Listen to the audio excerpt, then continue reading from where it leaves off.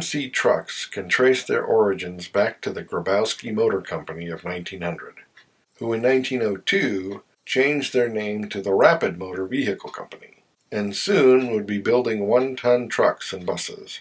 But after their successful Pikes Peak hill climb, they would be taken over by General Motors in 1909, when GM also purchased the Reliance Motor Company, a company that had started with luxury cars in 1904 and had moved to commercial trucks in 1906.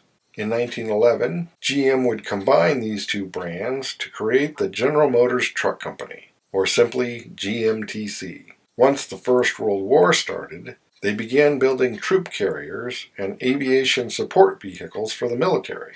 The 8,500 military trucks accounted for 90% of GMC production at the time.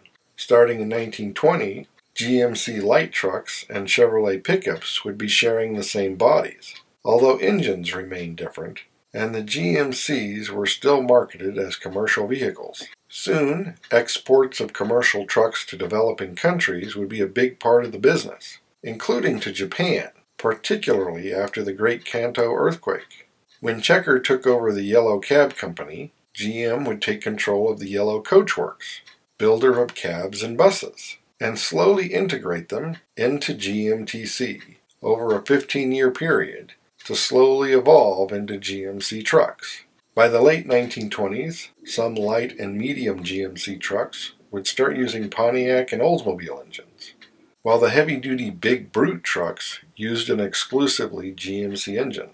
Although horsepower was not much over 50, and speeds could sometimes be limited to as low as 15 miles an hour, the trucks would be geared for hauling up to as much as 10 tons, partly thanks to a high and low-range transmission. 1934 would see the introduction of cab-over designs that made them much more manageable in the city, while light trucks continued to share bodies with Chevrolet, leading GMC to get its own version of the Suburban wagon in 1937, which along with other light GMC trucks would start using a new GMC 6 in 1939.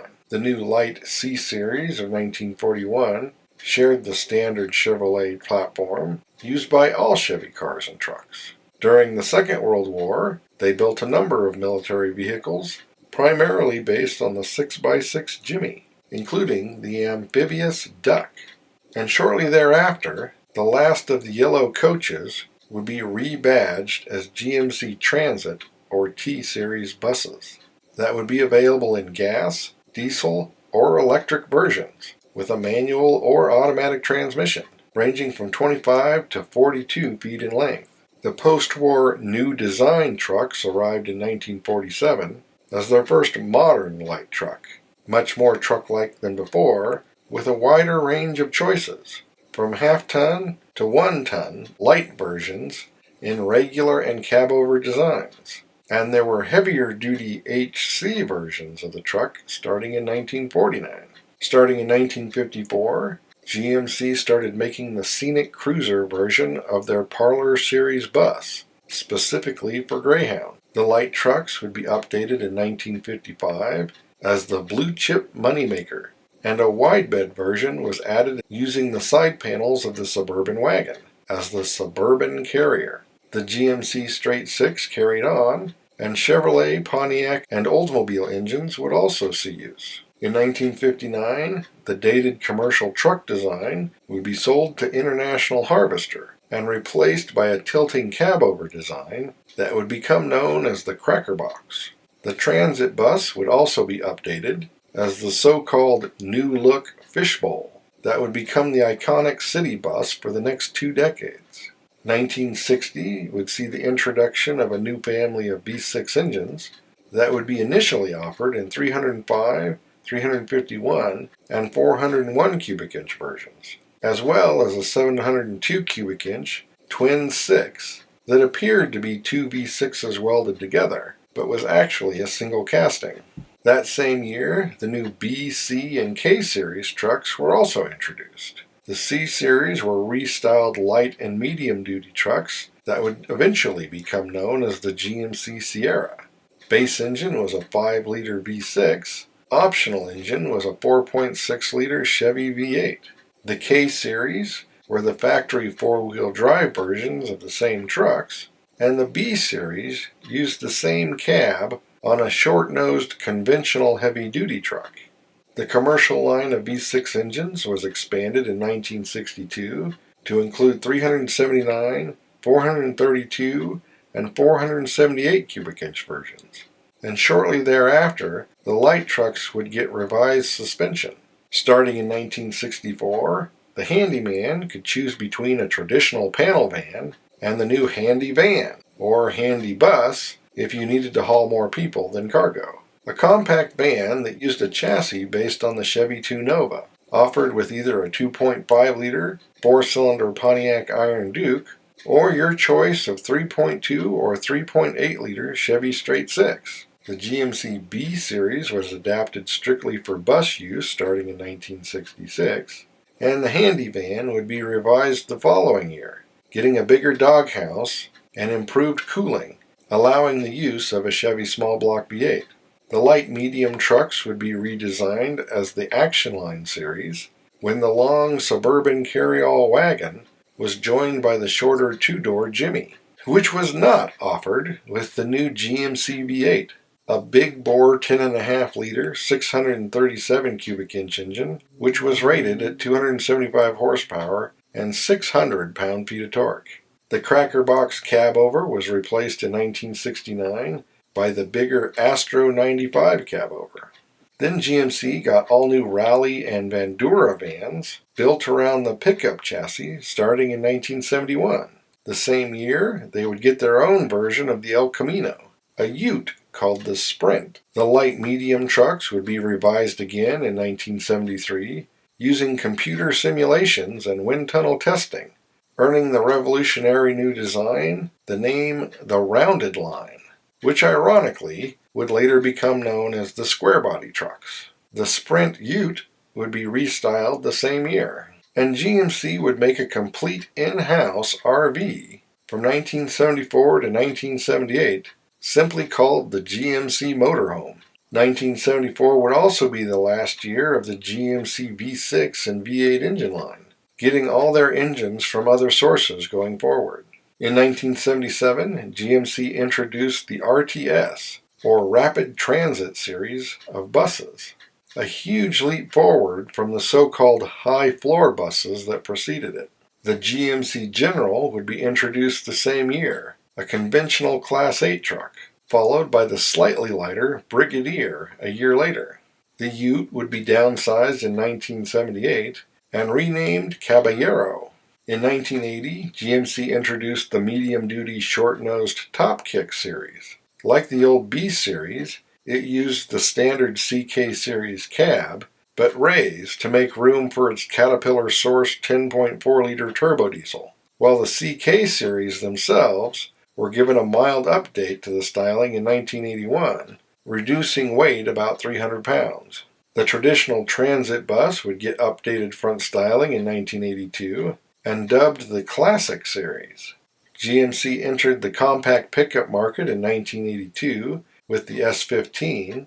Like its Chevy S10 counterpart, it was initially offered with an Isuzu Inline 4 or a Chevy V6. The following year, an SUV version would arrive as the S15 Jimmy, and there would be a minivan version starting in 1985 as the Safari, and they would start rebadging medium-duty cab-over Isuzus as GMCs that same year. And their line of transit buses would be discontinued, as would the Caballero Ute. Then they would start to transition their heavy-duty models into a joint venture with the Volvo-owned White as White GMC, with all the GMC-designed trucks being replaced by White-designed trucks by 1988. The same year, the full-size light-medium-duty pickups would be redesigned to be lighter, roomier, and more aerodynamic, and medium-duty versions were given a heavy-duty designation, and all were now simply Sierras, while the bigger Top Kick trucks wouldn't see these updates until 1990. In 1991, the Jimmy was replaced by the Yukon, although still based on the Sierra, and there was still a long-wheelbase Suburban version. They would also offer a high-performance version of the S15 called the Cyclone. It had sports suspension, four-wheel anti-lock brakes, and all-wheel drive. The turbocharged 4.3-liter V6 produced 280 horsepower and 350 pound-feet of torque, and fewer than 3,000 would be made. But the treatment would be applied to the S15 Jimmy the following year as the Typhoon, with nearly 4,700 being made. Then the S15 would get restyled for 1994, and the name was changed to Sonoma, styling that would be applied to the S15 Jimmy a year later, with the S15 being dropped from the name. Starting in 1996, GM would pair GMC dealerships with Pontiac dealerships to create a full line of cars and trucks. The full-size vans would be updated as the Savannah the same year, moving the engine and the front axle forward for more room. In 1997, Volvo would buy out GM's stake in white GMC, and the trucks would become Volvos. GMC created a luxury version of the Jimmy in 1998 called the Envoy. A new Sierra was introduced for 1999 to be sold alongside the old model for a year. That would be called the Sierra Classic. And the Yukon would get its own luxury version, a sort of cowboy Cadillac called the Denali. A year later, the Yukon would be updated to match the new Sierra, and the long wheelbase version was now called the Yukon XL instead of Suburban. The luxury treatment made its way to the Sierra in 2001 as the C3, but it too would be called Denali starting in 2003. And with the 2002 redesign, all Jimmys were now Envoys. A new top kick arrived for 2003 in an attempt to be more competitive, no longer sharing its cab with the Sierra, being more in line with the also new that year Savannah van, and the marginally related school bus line was discontinued.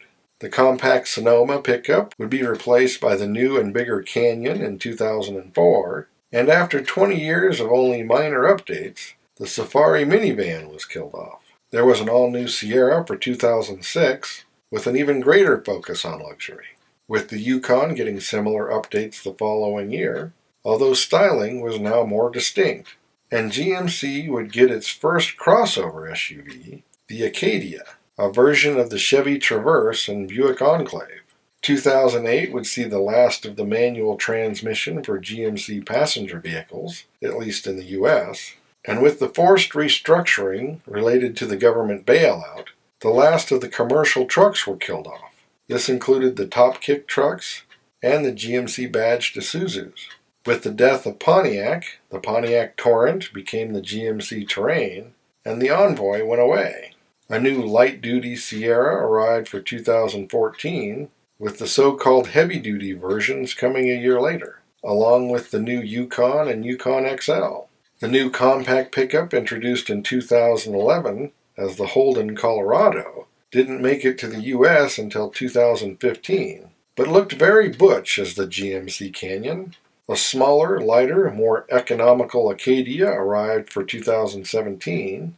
The already smaller Terrain would go the same route the following year, but would still gain a Denali luxury package. And an all-new Sierra trailed the Chevy Silverado release, appearing in 2019. Starting in 2020, GMC refocused its image as a premium brand, but was still using the professional-grade slogan, an image supported by the 2020 Yukon Denali and the electric 2022 GMC Hummer.